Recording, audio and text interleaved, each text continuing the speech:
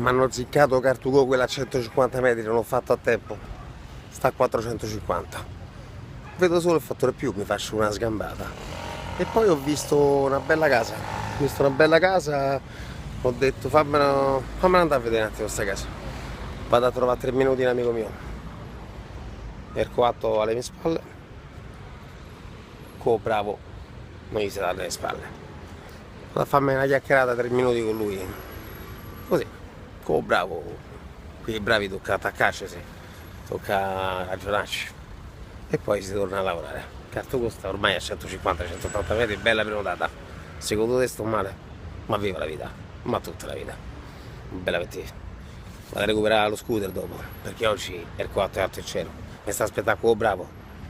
Viva la life. Secondo te sto male? Fammi a sentire se c'hai risposte, va. Quantomeno condivido riflessioni, mi devi spiegare un po' di cose. Off, modalità aereo, già c'è sta.